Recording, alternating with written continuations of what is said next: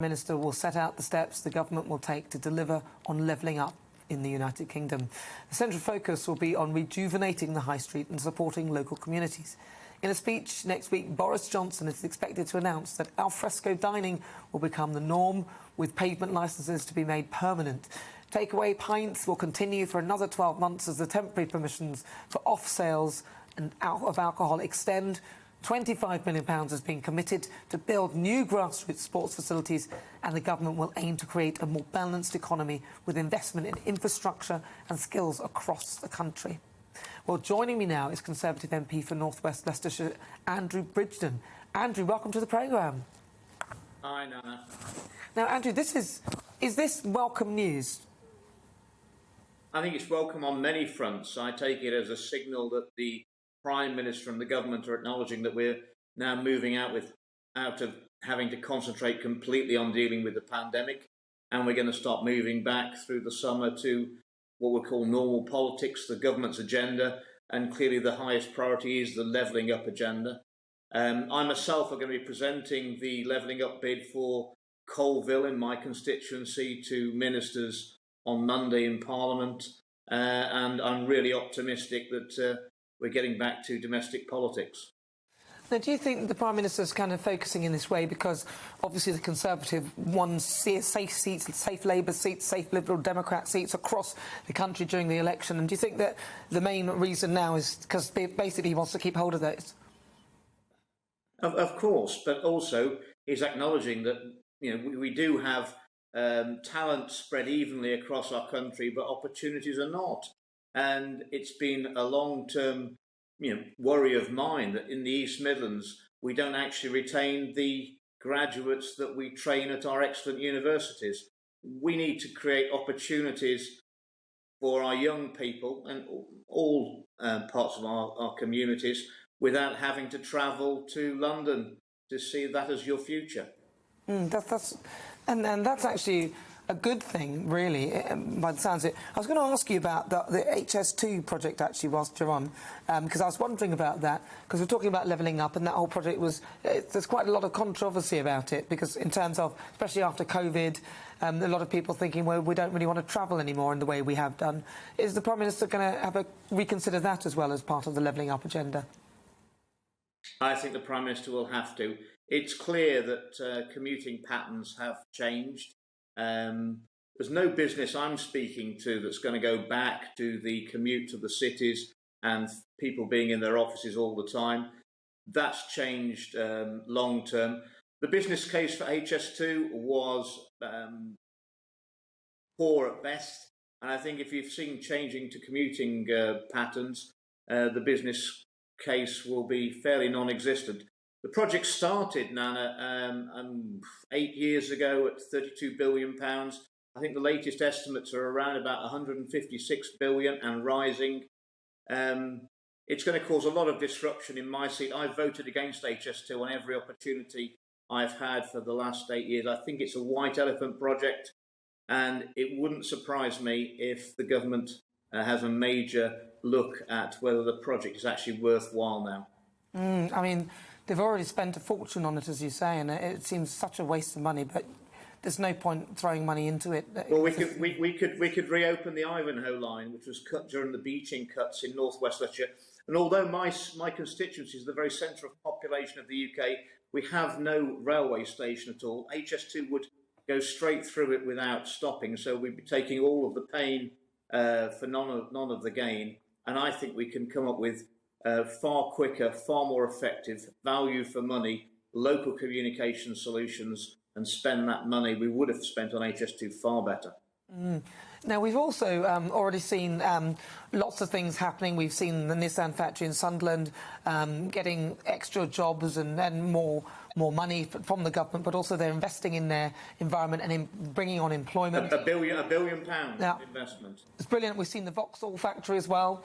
We're seeing a lot. The government says we've also got the free ports being announced, and there's a free port at the top end of my constituency, the only inland free port to incorporate East Midlands Airport, the Gateway Industrial Estate, and Ratcliffe-on-Soar Power Station when it's decommissioned in 2025. That's going to be potentially 60,000 jobs, and it's equidistant between the three main cities of the East Midlands, Derby, Leicester and Nottingham. So we've got a great opportunity. What we need to do is get those towns and those communities that have been left behind in the past, get some investment into those, investment in training, skill up our young people, create jobs in the regions that can compete with London. Some people might sorry. Some people might say that your agenda is almost more as though you're a Labour Party rather than a Conservative party. Would you accept that comment? Not at all. What I want to see is people being able to live the dream that they have, which isn't asking a lot. They want to be able to have a partner, work, buy a house, go on holiday and have some money left over. That's all the people want, mostly to be happy. And we're delivering it in the East Midlands. We've got affordable house prices. That is not a lifestyle that's affordable or possible for most young people in our capital, because the house prices are just far too high. They are too high, actually, and it seems the government seem to be doing things to help people buy them at those prices, though, rather than doing something to bring the price down by building lots more houses. Is there plans for lots more investment in that? Well, the housing market is hugely important to my constituents. We used to be a coal mining area. We've got the clay. We've got three of the largest brick factories in the UK. They're flat out. We're big in building materials and house building companies as well. We're building about 1,000 new houses a year, and they're selling, and they're very, very good quality houses. We bought in the Building for Life and Building Better Quality. And I think if you build better quality housing, which enhances the built environment, you get a lot less problems getting those plans through planning with less objections from local residents. Well, I mean, there's also, I mean, you've talked about investment, but I hear there's going to be investment in hospitals as well. Tell us a bit about what the government's plans are there. Well, locally we've got, I think, 450 million for Leicester hospitals. We're going to have a new women's hospital. We've already got a new children's hospital. It's going to revolutionise healthcare for my constituency over the next few years. As part of the sort of levelling up agenda as well, something that a lot of people might be concerned about is the whole social care structure as well, which almost in a sense, in terms of levelling up, actually slightly punishes you if you're wealthy, because in the end you end up having to sell your home and things like that to pay for your care. Is the government going to have a look at that and find? I mean, there's a lot of talk about other ideas, but nothing really concrete. Has the government addressed that at all?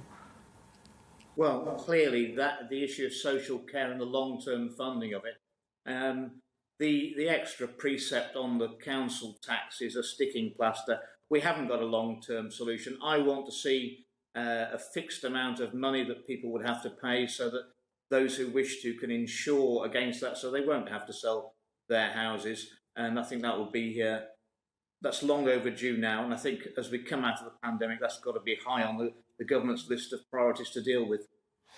Now, the other thing I want to talk about with you, and I'd love it if we could get Grant Shapps on to talk about this as well, is that there's plans that you're going to put a lot of investment into motorways and A roads and things like that. What about the smart motorway situation as well, though? Are they going to look into that instead of building more smart motorways? Are they going to try and do something about that? Because we've covered it on the show a few times and no one's really been prepared to sort of talk to us directly about the plans. Well, clearly there has been some concerns raised about the safety of the smart motorways. Only last year we only completed the smart motorway work on the bit of the M1 just north of my constituency. We have the M42A42, which is the main trunk road through my constituency. That really has no hard shoulder at all. I can't say that I've seen that it's a really dangerous road.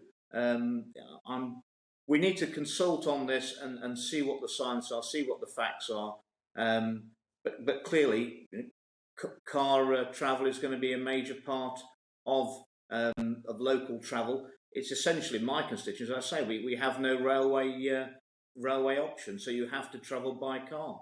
Yeah, no, I hear what you say about the road, but I suppose you'll only know if it's dangerous once you actually break down in it and then have to sort of run for your life on one of those. I don't really get the government's idea behind those smart motorways, even though they say they're supposedly safe. But they've got to be, well, they're not if people break down in the slow lane, there's got to be more monitoring so that the emergency signs come on and warn other road users that there's an obstruction in one of the lanes. And I mean, clearly, if there aren't enough of people monitoring those accidents or breakdowns, and it's several minutes before anybody puts the warning signs on, that's not acceptable, is it?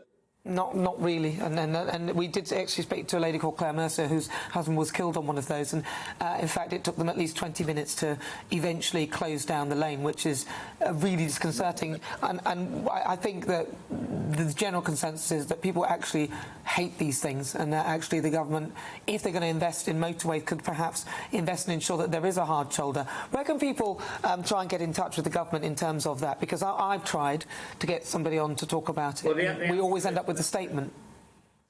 Well, everybody's got a member of parliament, and it's very easy to find out who your member of parliament is, and email them straight away with your concerns.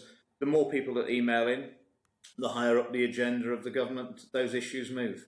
And the good thing is, I mean, there's going to be investment in the NHS as well. We've talked about hospitals, but in terms of the NHS as well, what kind of also we've got to have more intensive care beds, especially in the winter. We need to avoid having future lockdowns. Absolutely, I do worry, Nana, that when we do the review into how we've dealt with this pandemic, it's been unknown territory for all governments across the world. There's no collective memory of how to deal with a situation like this. But I think we've drastically underestimated the impact and the negative impact that lockdown has had on mental health, well-being, education, and of course our economy, which has other impacts later. And I wanted to ask you about, obviously, because you've mentioned the pandemic and the government's handling of it as well, to truly sort of get this levelling up situation sort of sorted. Will the government have better planning now for future potential pandemics? Because, as you mentioned, it was really poorly thought out, and we really put the country in a very difficult position. I think the government had no choice but to throw a lot of money at the pandemic. And some of it, obviously, will not have been spent well. I think when we have the review, I think we need to have a cold look at what's worked, what's not worked, and of course we need to learn from the mistakes that have been made and adopt best practices around the world. Look at the way other countries have dealt with the pandemic, and whether some of the things that they use, the tools that they used, were better than what we've employed, and we need to adopt them. It's not difficult. I mean, you have got the track and trace app, have you, on your phone? No, I haven't. I had COVID a year last March. It was very unpleasant. I'm double jabbed, and I just leave my name and my mobile number when I go to places. So even you haven't got the app either. Listen, Andrew, thank you so much for joining us. It's been such a great thing talking to you. I wanted one final note to ask you about the masks.